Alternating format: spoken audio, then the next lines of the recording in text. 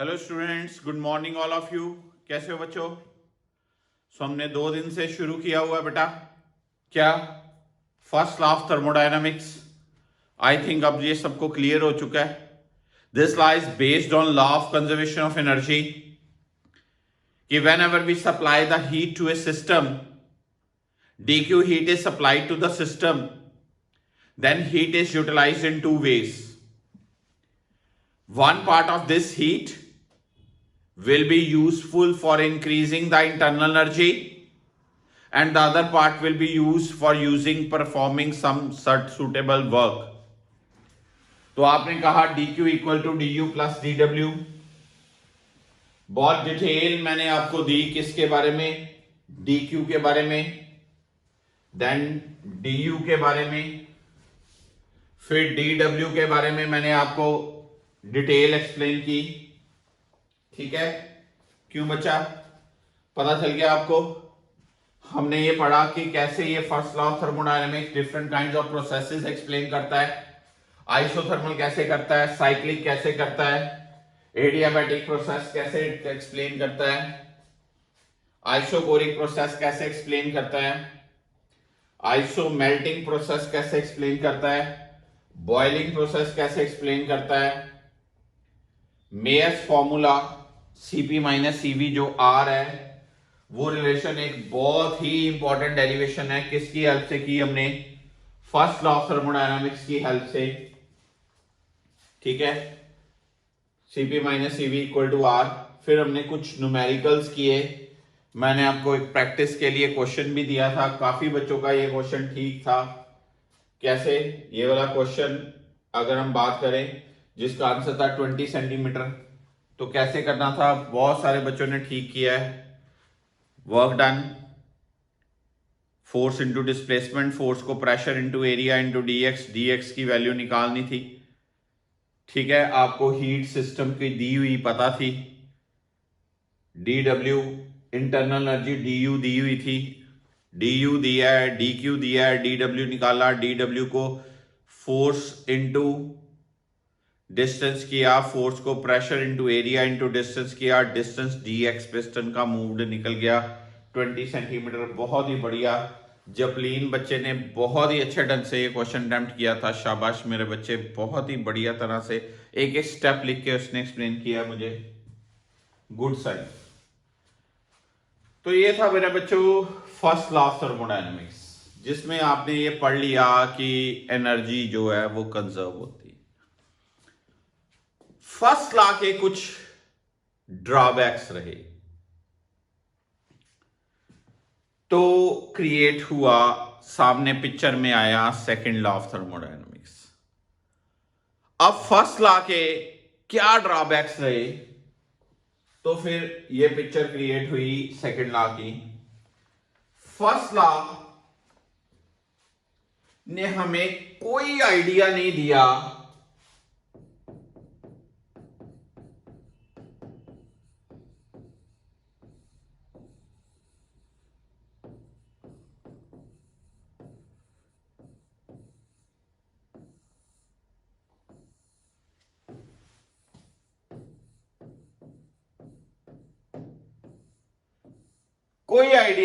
कि हीट का सोर्स क्या होगा, हॉट बॉडी होगी कि कोल्ड बॉडी होगी। कोई आइडिया नहीं। ठीक है जी,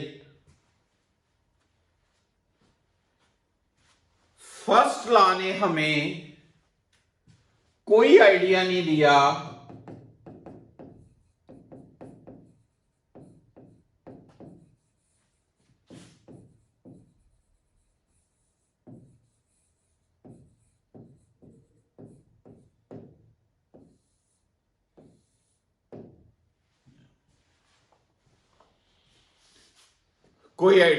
उसने।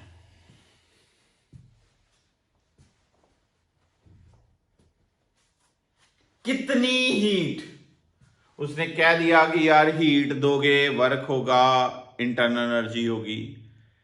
कितनी एक्सचेंज होनी चाहिए, कितनी चेंज, कोई आइडिया नहीं दी। ना उसने ये बताया कि कोई चीज गर्म है उससे आप हीट ले रहे हो, ना चीज बताया कि ठंडी उससे हीट ले रहे हो। आपने देखा बर्फ वाला क्वेश्चन, आइस वाला क्वेश्चन, जिसमें से हीट ले रहे हैं, डी क्यू लगा दो -ml, एक को लगा दो कई बार +ml, थी फील नहीं दी उसने। ठीक है, फर्स्ट लॉ ने हमें कोई डायरेक्शनल चेंज नहीं दी, no idea in which direction change will अकर।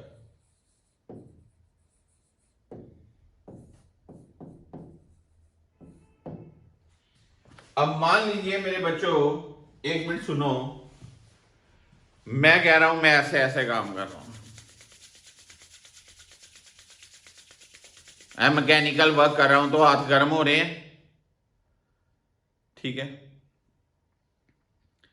पर क्या हाथ गर्म होने से मैकेनिकल वर्क होगा? फर्स्ट लॉ ने नहीं हमें आइडिया दिया। पानी ऊपर से फ्लो हो रहा है, झरने से फॉल कर रहा है, जिस पत्थर पे गिर रहा है वो पत्थर गर्म हो रहा है, आवाज भी आ रही है और गर्म भी हो रहा है, एंजॉय हो रहा है। क्या पत्थर को गर्म करने से दोबारा पानी ऊपर जा सकता है? यार ये नेचर है, नेचर ने कहा कि कोई प्रोसेसेस स्पॉन्टेनियस है, अपने आप होना है, उन्होंने नेचर के लॉ है, अपने आप ये चीज होनी है, हम नहीं उसको बदल सकते। एक बॉडी है आपके पास 100 डिग्री सेल्सियस पे, एक बॉडी है 0 डिग्री सेल्सियस पे, दोनों को कांटेक्ट में लाओ, 100 से 0 की तरफ हीट फ्लो करती जाएगी, करती जाएगी, करती जाएगी, करती जाएगी, जब तक दोनों का टेम्परेचर 50-50 ना हो जाए। ठीक बात?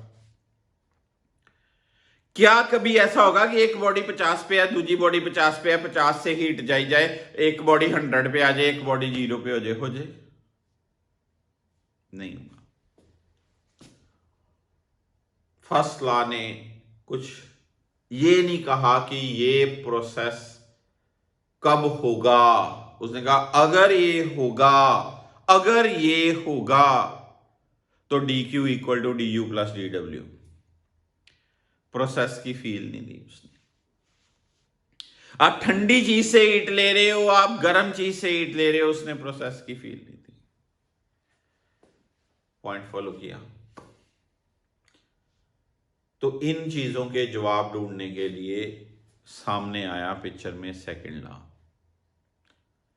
अलग अलग लोगों ने, कैल्विन ने, क्लॉसियस ने, प्लैंक ने, अलग अलग लोगों ने सेकंड लॉ की स्टेटमेंट बनाई। अलग अलग लोगों ने डिफरेंट काइंड ऑफ इंजन्स के मॉडल्स बनाए, तो बड़ा कुछ सामने आया।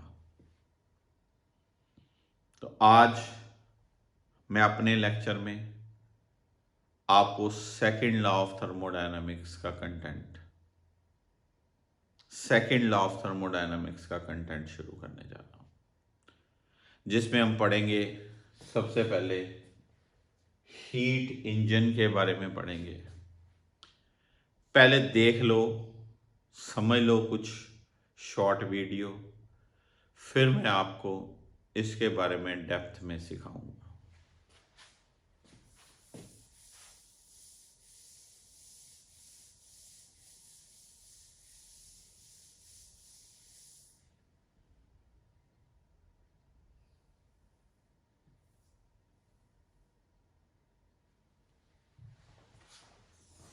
Heat engines and second law of thermodynamics. According to the first law of thermodynamics, heat and work are mutually interchangeable. This law does not mention about the direction flow of heat. Second law of thermodynamics gives the direction of flow of heat energy. Before stating the law, let us see how heat energy is converted into mechanical energy in a heat engine. Heat engine is a device used for converting heat energy constantly into mechanical work. The schematic diagram of a heat engine is shown here. The three essential parts of a heat engine are source or hot body, working substance, and sink or cold body. The working substance is taken along a cycle of operations. In this process, the working substance absorbs heat from the source. ये किसी heat engine का journal model है।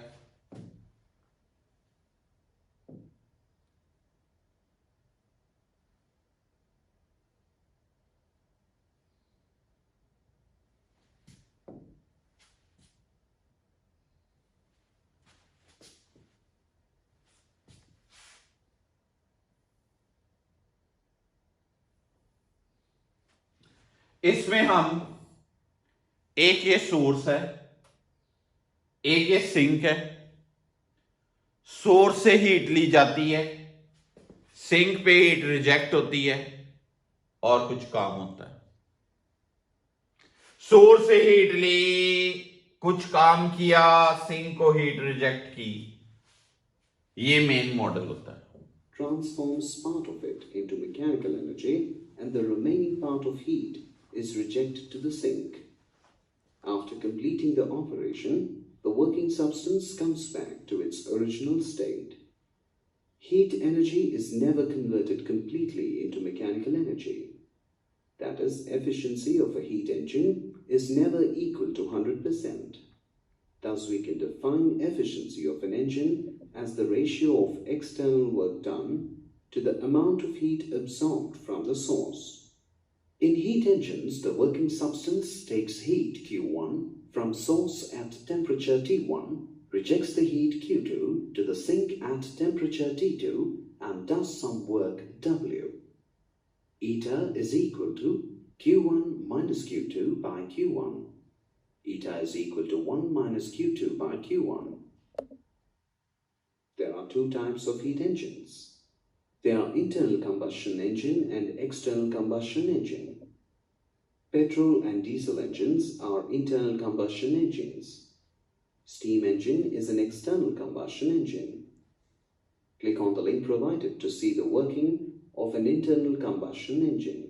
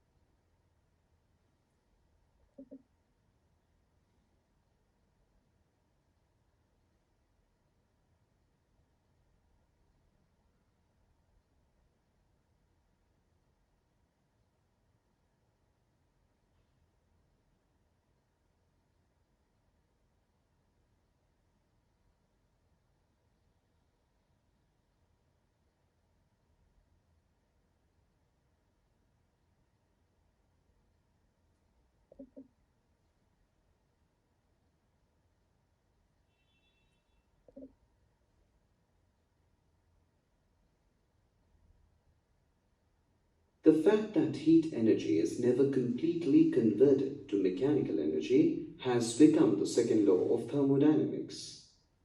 There are several equivalent statements of the second law of thermodynamics.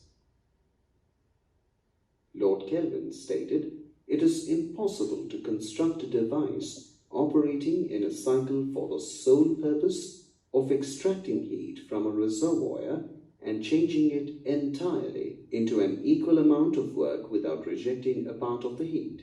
This statement simply means an engine can convert only a part of the heat energy into mechanical work. Clausius' statement, "It is not possible for a self-acting machine, unaided by any external agency, to transfer heat from a body at low temperature to another body at higher temperature." The statement also means no heat engine is 100% efficient.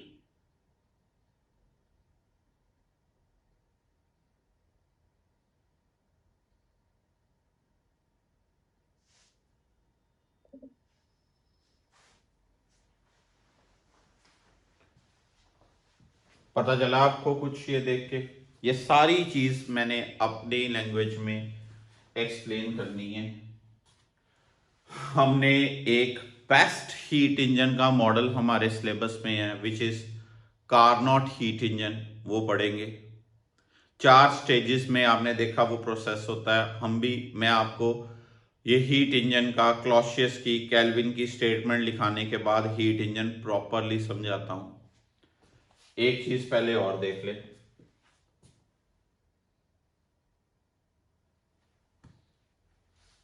In this concept, you study about cyclic process and heat engines. Cyclic process. A cyclic process in which the system, after passing through various stages of pressure, volume, and temperature, changes and returns to its initial state. A cyclic process consists of a series of changes which return the system back to its initial state. For example, a system consists of a gas at pressure P, volume V, and temperature T. Let the system be subjected to a number of changes, including isothermal and adiabatic expansion and compressions. In the final state, if the system has the same pressure P, same volume V, and the same temperature T, the succession of changes involved are said to form a cyclic process. Heat engines. A heat engine is a device which converts heat energy into mechanical energy. For this, a system is made to undergo a cyclic process. A heat engine essentially consists of 3 parts. 1. Source of heat at higher temperature. 2. Working substance. 3. Sink of heat at lower temperature. The work done by the working substance of the system in a cycle is transferred to the environment via some arrangement. For example, when the working substance is in a cylinder with moving piston, the piston transfers mechanical energy to the wheel of a vehicle via a shaft. The cycle is repeated again and again to obtain the desired useful work for some purpose. If Q1 is the amount of heat absorbed by the working substance from the source at T1K in one complete cycle, Q2 is the amount of heat rejected to the sink at T2K in the cycle, and W is the net amount of work done by the working substance on the environment in a cycle. Net amount of heat absorbed, dQ, is equal to Q1 minus Q2. As the working substance returns to its initial state, the change in its internal energy is zero. That is, du is equal to 0. According to first law of thermodynamics, dq is equal to du plus dw. dq is equal to dw. That is, net amount of heat absorbed is equal to external work done by the engine. Q1 minus Q2 is equal to W. Thermal efficiency of a heat engine is defined as the ratio of net work done per cycle by the engine to the total amount of heat absorbed per cycle by the working substance from the source. It is denoted by eta. Eta is equal to net work done per cycle W by total amount of heat absorbed per cycle Q1. Eta is equal to Q1 minus Q2 by Q1. Eta is equal to 1 minus Q2 by Q1. As some heat is always rejected to the sink, Q2 is equal to 0. Therefore, efficiency is always less than 1. That is, thermal efficiency of a heat engine is always less than 1. For Q2 is equal to 0, eta is equal to 1, is equal to 100%. That is, the heat engine will have 100% efficiency in converting heat into work. Thus, first law of thermodynamics does not rule out a heat engine with 100% efficiency. However, practical experience shows that efficiency is less than 100% even sorts of losses associated with actual heat engine. Types of heat engines. 1. External combustion engine, in which heat is produced by burning the fuel in a chamber outside the main body. Steam engine is external combustion heat engine. 2. Internal combustion engine, in which heat is produced by burning fuel inside the main body of the engine. Petrol engines and diesel engines are internal combustion engines. They're also called four-stroke engines. Theoretical value of thermal efficiency of internal combustion engine is about 52%.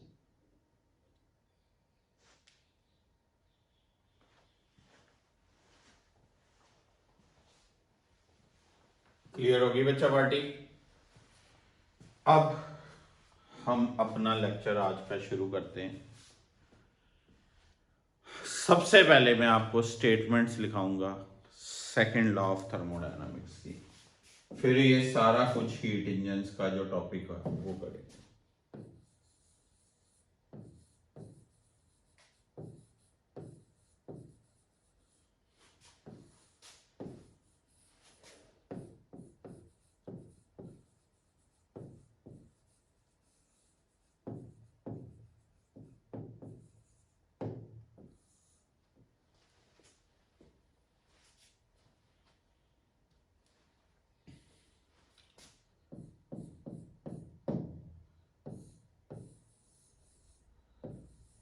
Kelvin's statement. Kelvin ने क्या कहा? Write down. It is impossible. It is impossible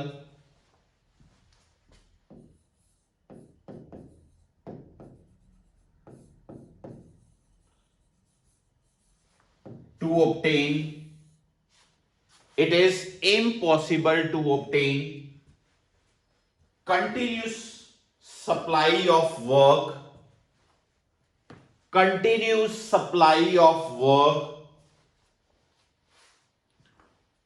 from a system by lowering its temperature below its surroundings. इसने कहा हम किसी system से तब तक काम ले सकते हैं जब तक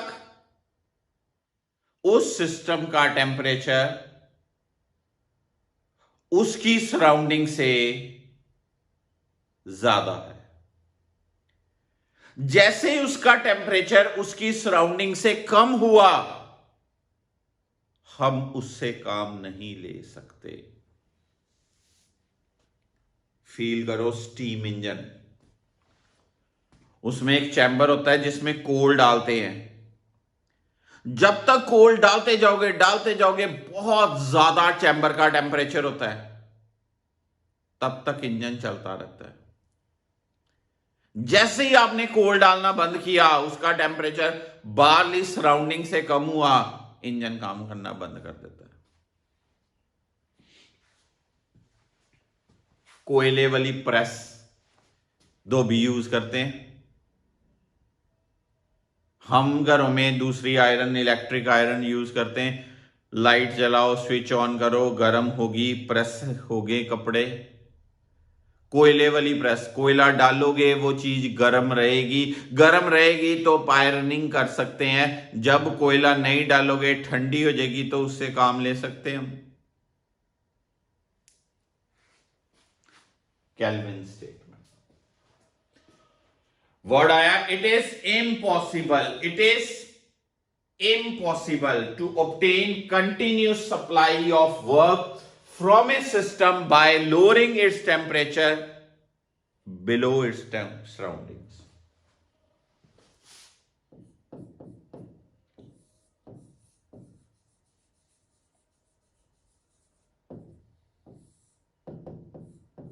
Clausius statement. It is impossible for a self-acting machine,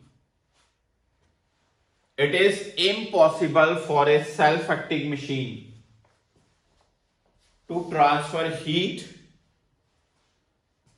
from a body at low temperature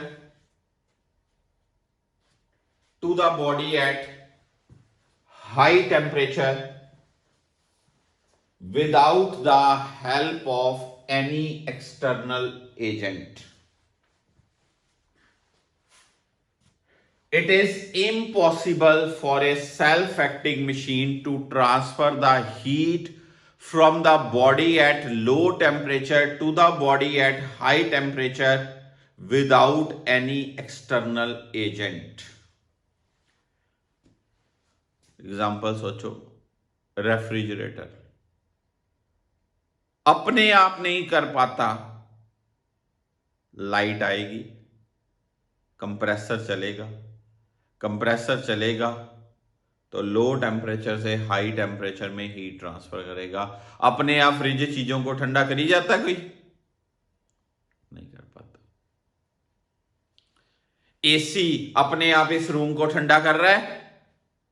नहीं कर पा रहा।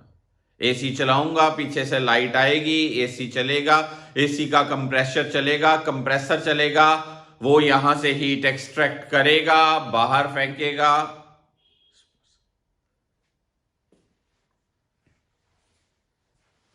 क्लॉसियस स्टेटमेंट,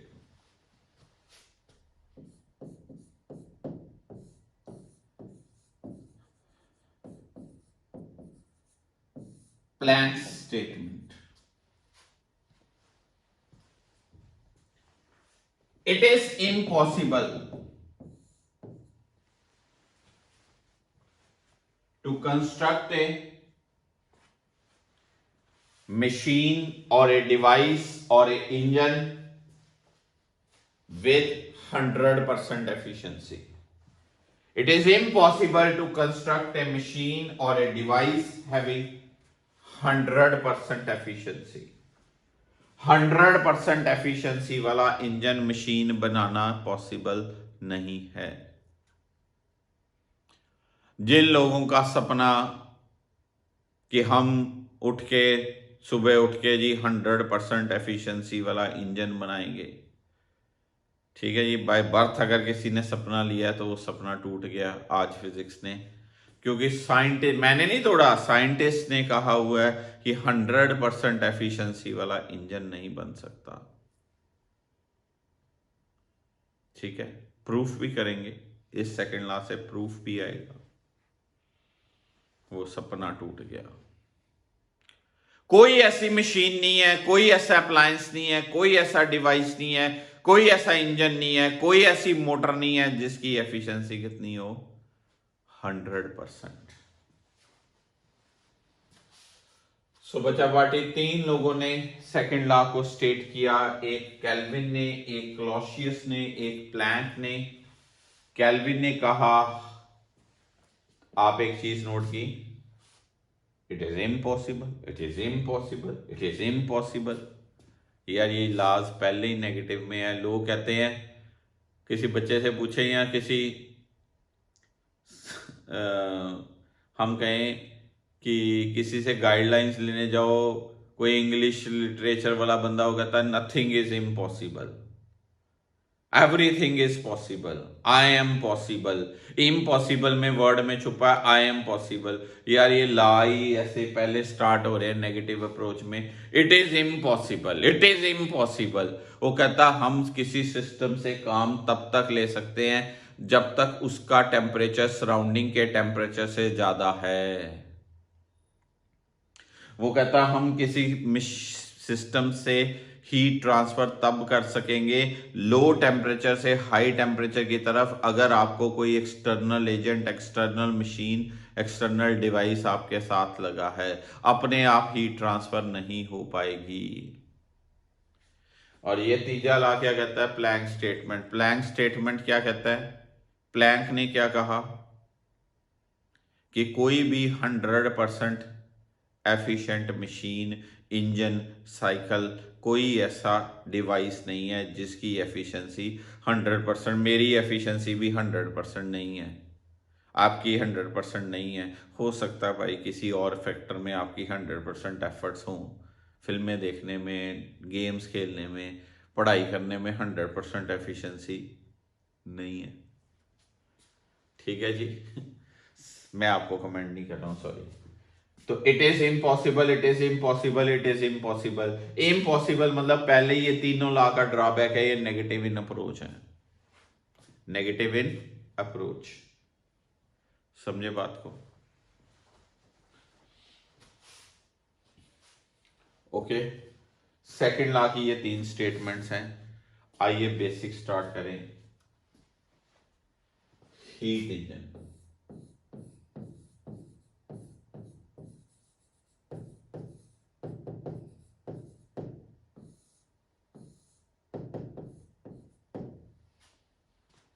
हीट इंजन क्या है? ये heat engine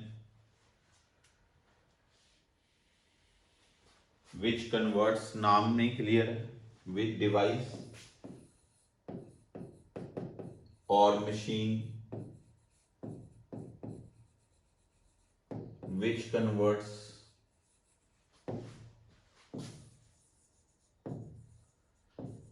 heat energy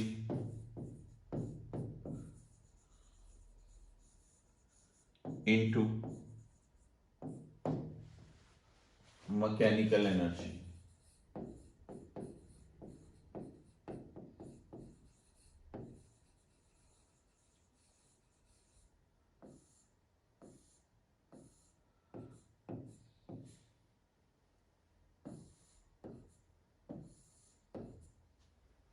heat energy into क्या?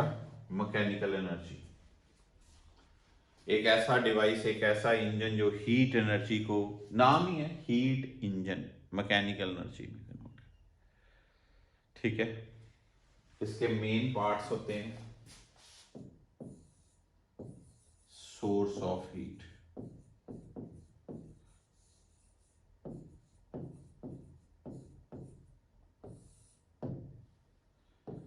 दूसरा सिंक ऑफ हीट, तीसरा वर्किंग सब्सटेंस।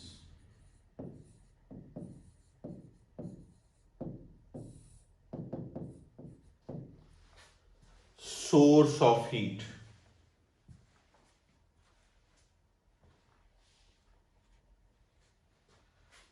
मतलब portion at very high temperature T1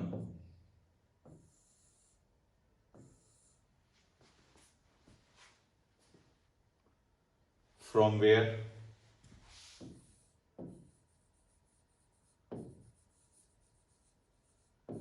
heat is extracted।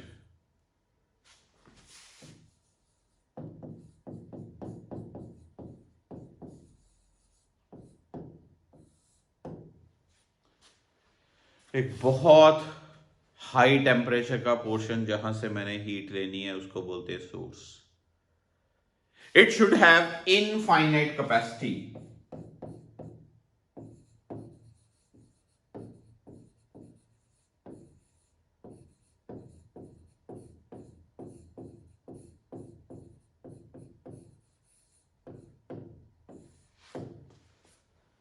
जितनी मर्जी इसमें से हीट ले लो, इसका टेम्परेचर ना फॉल करे, इसको बोलते हैं इनफाइनाइट कैपेसिटी।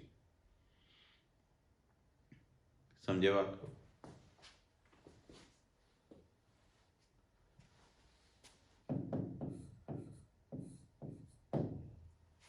मतलब सोर्स एक ऐसा पोर्शन है जिसका टेम्परेचर बहुत ज़्यादा और उसका टेम्परेचर कम नहीं होना चाहिए हीट लेने के बावजूद भी। सीधी बात है, सिंपल भाषा में। Sink portion at very low temperature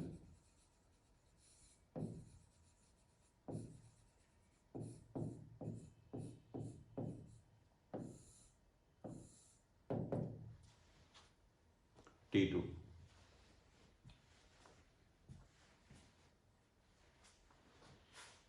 And in this, heat is rejected. In this, heat is ejected.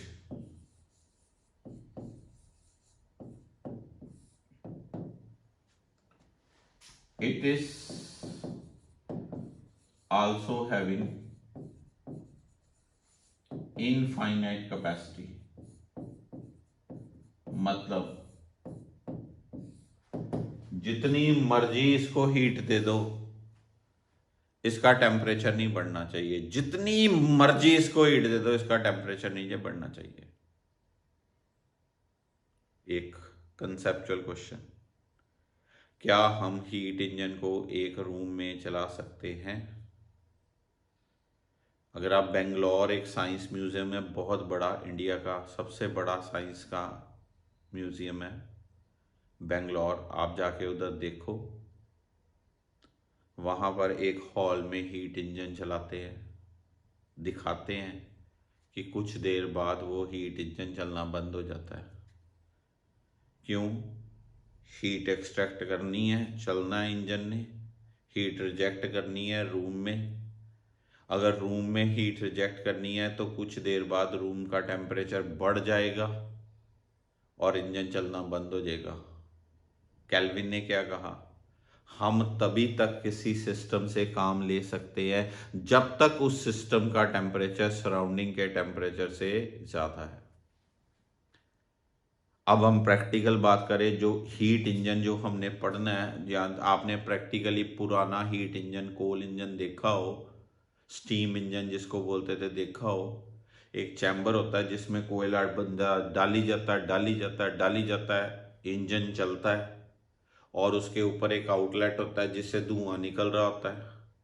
वो जहाँ धुआं जा रहा है वो क्या हुआ? सिंक, यानी कि एटमॉस्फेयर। और जहाँ से वो कोल से हीट एक्सट्रैक्ट कर रहा है चैम्बर से, वो क्या हुआ? सोर्स। सोर्स का टेम्परेचर बहुत ज़्यादा, थाउजेंड्स ऑफ केल्विन, और बाहर सिंक का टेम्परेचर बहुत कम। जितना मर्जी धुआं छोड़ी जाओ एयर में, इंजन चली जाए, साथ में धुआं छोड़ी जाए, क्या उसका रीजन का टेम्परेचर बढ़ता है? नहीं। पर अगर आप उसी इंजन को एक क्लोज रूम में चलाओ और वो वहीं धुआं छोड़ी जाए, तो क्या टेम्परेचर बढ़ेगा? यस, बढ़ेगा। एक स्टेज ऐसी भी आ सकती है कि टेम्परेचर जो है वो बराबर हो जाए, तो फिर इंजन चलना क्या हो जाएगा? बंद हो जाएगा। लॉजिक फील आया? सोर्स और क्या? सिंक। सोर्स का टेम्परेचर बहुत ज़्यादा T1 और सिंक का टेम्परेचर बहुत कम T2। सोर्स हमेशा न्यूमेरिकल में भी T1 लेना है, उसका न्यूमेरिकल में भी T2 लेना है। एक ही थ्योरी कंटेंट रखेंगे न्यूमेरिकल वाइज भी तो करना आसान होगा। तीजा, वर्किंग सब्सटेंस। वर्किंग सब्सटेंस क्या है? एक आइडियल गैस है इन ए सिलेंडर,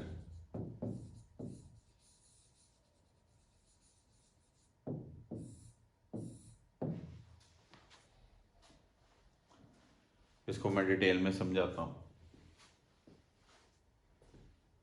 तो हीट इंजन के मेनली तीन पार्ट्स कितने हुए? तीन पार्ट्स क्या क्या? सोर्स, सिंक और वर्किंग सब्सटेंस। जैसे मैं कहूं, ये सोर्स है जिसका टेम्परेचर है T1,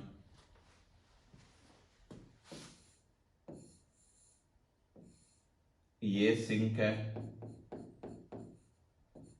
जिसका टेम्परेचर है T2, और ये एक इंसुलेटिंग पैड होता है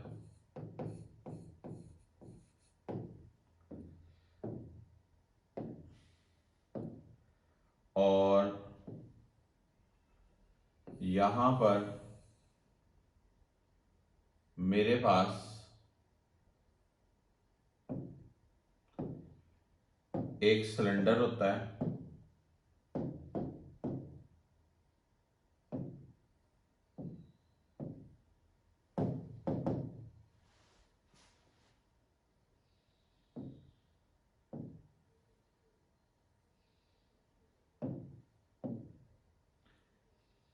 जिसमें मैं कोई गैस रखूंगा,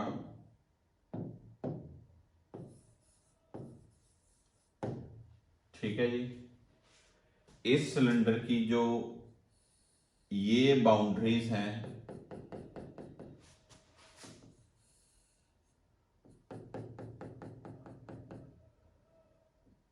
यहां पर पिस्टन लगा है,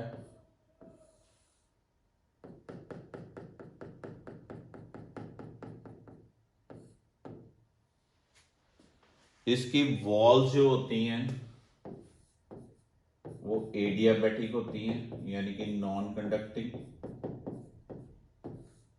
इसका जो बेस होता है वो कंडक्टिंग होता है।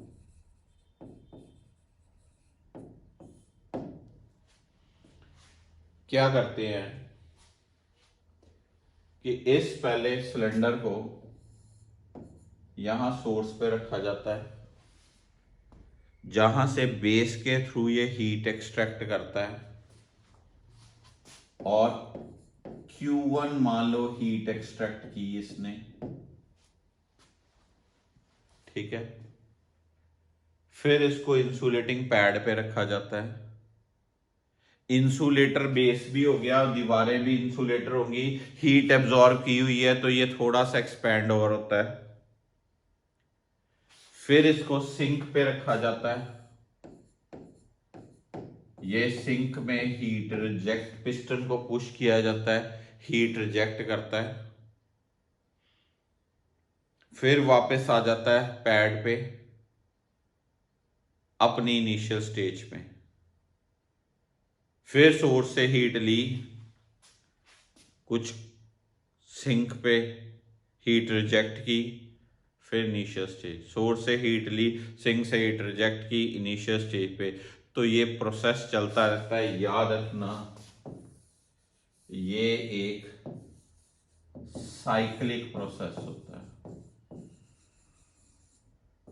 कौन सा? साइक्लिक प्रोसेस में इंजन चलता है। सोर्स से हीट ली, कुछ काम किया, सिंक को हीट रिजेक्ट की, वापस इनिशियल स्टेज। सोर्स से हीट ली, कुछ काम किया, सिंक को हीट रिजेक्ट की, वापस इनिशियल स्टेज पे। यही चलता रहता है।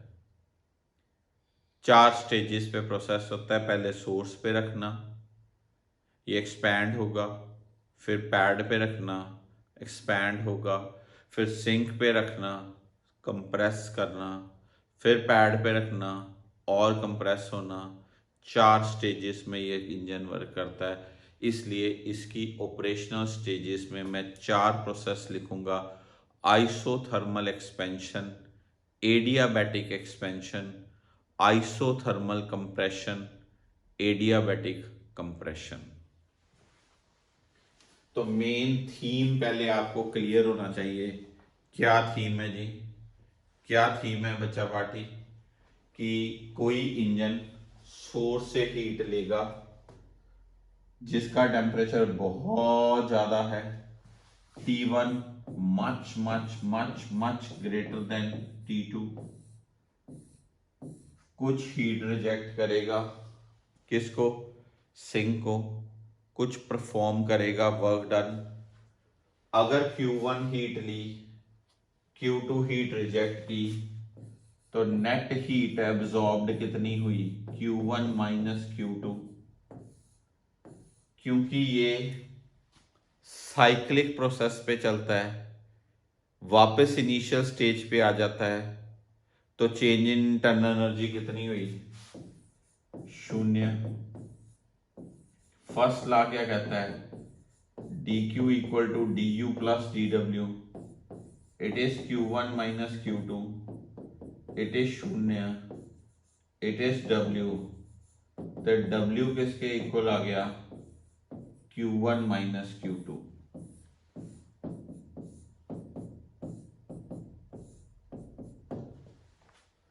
Net work done equal to heat absorbed minus heat rejected, heat absorbed minus heat rejected.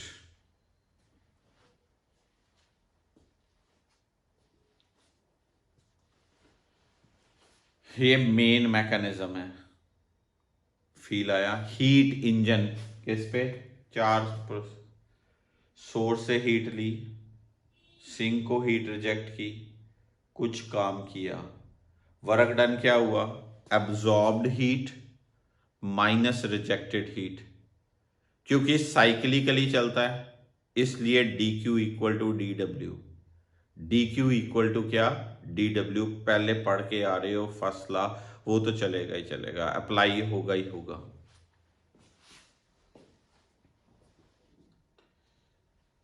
ठीक है, पहले इसकी फी लीजिए अच्छे से, सारी बातें लिखिए ध्यान से, फिर मैं हीट इंजन को डेप्थ में आपको एक्सप्लेन करूं, सारे प्रोसेसेस डिटेल एक्सप्लेन करूं हीट इंजन के।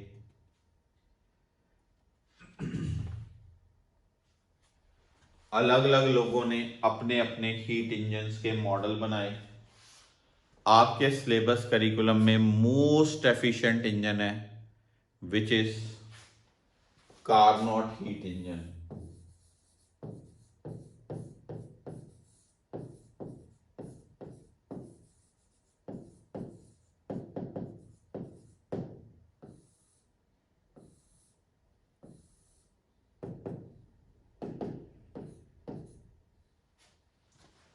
कार्नोट हीट इंजन सबसे एफिशिएंट जो मॉडल हीट इंजन का ऑब्जर्व किया गया वो Carnot heat engine.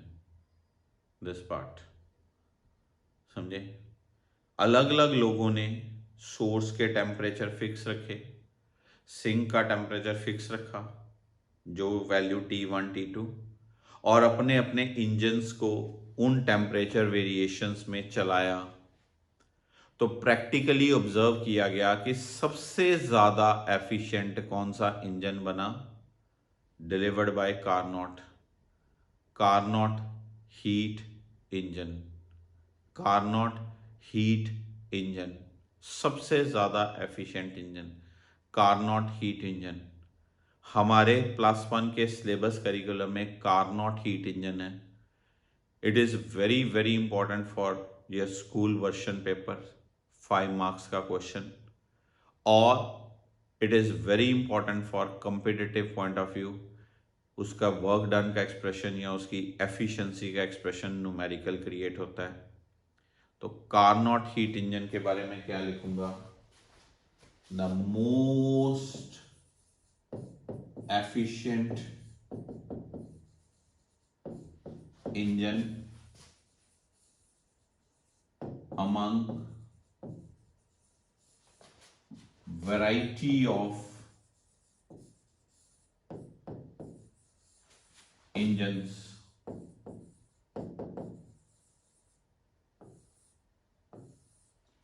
for operating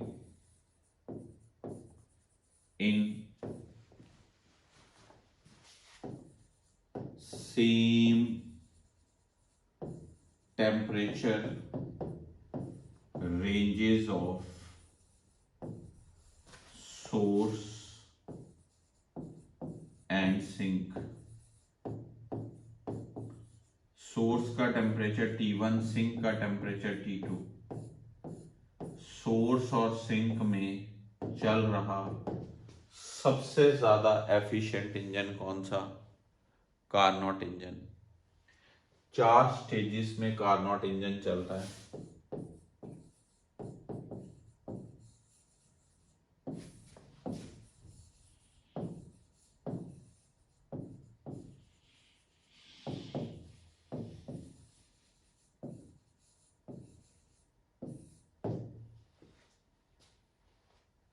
number 1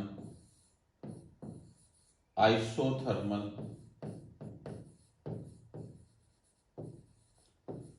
expansion.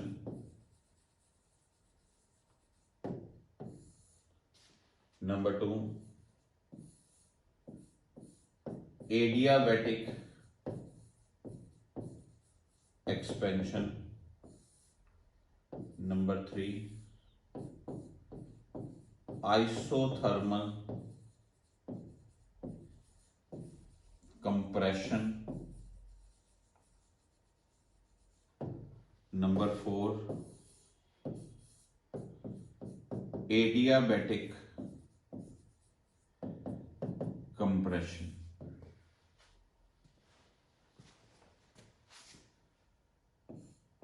P1 V1 T1 से ये आता है P2 V2 T1, इससे आता है P3 V3 T2, इससे आता है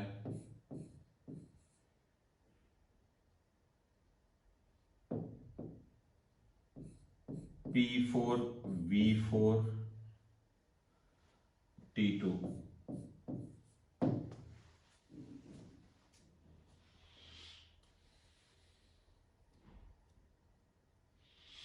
फिर आता है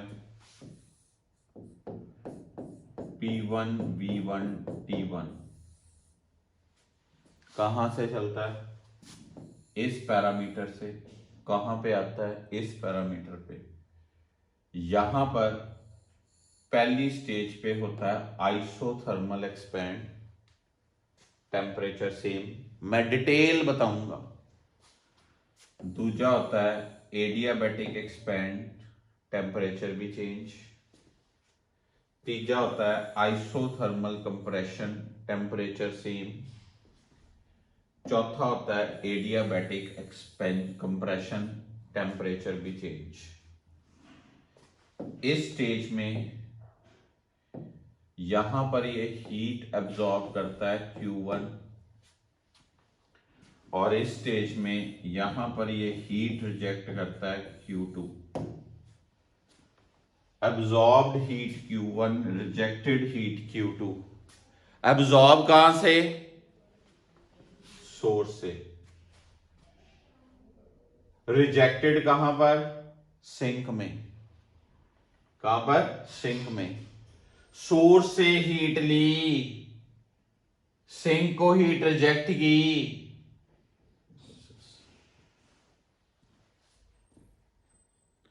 चार स्टेजेस में इंजन का काम चलता है। Isothermal expansion, adiabatic expansion, isothermal compression, adiabatic compression. ये हर चारों स्टेजेस का मैं डिटेल डेप्थ समझाऊंगा। ये हीट एक्सट्रैक्ट की सोर्स से आइसोथर्मली, फिर इंसुलेटिंग पैड पे आया पर एक्सपैंड होता गया थोड़ा एडियाबैटिकली, फिर इसमें हीट रिजेक्ट की आइसोथर्मली, फिर वापस इंसुलेटिंग पैड पे आया, हीट और रिजेक्ट हुई एडियाबैटिकली, वापस इनिशियल स्टेज पे आया, साइक्लिक प्रोसेस। चला कहां से? P1 V1 T1, वापस कहां पर आया? P1 V1 T1, cyclic process यही होता है और इंजन चलता है। फ्रेम बनाइए अभी, पहले सारे प्रोसेसेस को डिटेल बतानी है अभी मैंने। तो मेरा अब आउटलुक आपको पता चल गई, हमने क्या पढ़ना है। हीट इंजन, 3 लोगों ने सेकंड लॉ की स्टेटमेंट दी, केल्विन ने जो स्टेटमेंट दी उससे सेटिस्फाई होगा हीट इंजन, क्लॉसियस ने जो स्टेटमेंट दी उससे सेटिस्फाई होगा रेफ्रिजरेटर, और प्लैंक की स्टेटमेंट दोनों पे अप्लाई होगी। इन आने वाले 2 दिनों में, सैटरडे और संडे वाले 2 दिनों में, मैं आपको लेक्चर शेयर करने वाला हूं हीट इंजन के और रेफ्रिजरेटर के, जो कि थर्मोडायनामिक्स का हमारा लास्ट पोर्शन है। आज मैं हीट इंजन का सिर्फ ब्लॉक देने वाला था कि हीट इंजन है क्या, कहां से चलता है, क्या उसके पोर्शन है। ठीक है, सोर्स से हीट लेनी है, सिंक को हीट रिजेक्ट करनी है, गैसियस आइडियल गैस ने काम करना है, this is working substance, this is source, this is sink, ये पार्टीशन सेपरेट करने के लिए। सो बेटा सेकंड लॉ ऑफ थर्मोडायनेमिक की तीनों की स्टेटमेंट किसकी? केल्विन की। It is impossible to obtain continuous supply of work from a system by lowering its temperature below its surroundings. It is impossible to obtain or it is impossible to transfer heat from body at low temperature to high temperature unaided by external agent. And it is impossible to attain an engine or a machine or a device having 100% efficiency. ठीक है, ये तीन statements हैं। Kelvin ने heat engine दिया। Heat engine में सबसे best engine कौन सा है? Carnot heat engine. हमने कार्नोट हीट इंजन पढ़ना है। So guys thank you so much for today's lecture. आज यहीं रोकता हूँ, कल डिटेल में कार्नोट हीट इंजन हर एक स्टेप मैथमेटिकली समझाऊंगा, हर एक स्टेप प्रोसेसिंग वाइज करेंगे, तो बहुत ही बढ़िया आर्टिकल बनेगा। फिर रेफ्रिजरेटर साथ में करेंगे। तो आज आप इतनी मेन स्टेटमेंट्स याद करिए, इसके ब्लॉक्स याद करिए कि ये क्या चीज़ है। होपफुली ये लेक्चर थोड़ा सा क्लियर हुआ आपको। कल प्रॉपर क्लियर होगा जब हम सारी स्टेजेस को करेंगे। Thank you so much for today's lecture. God bless you all.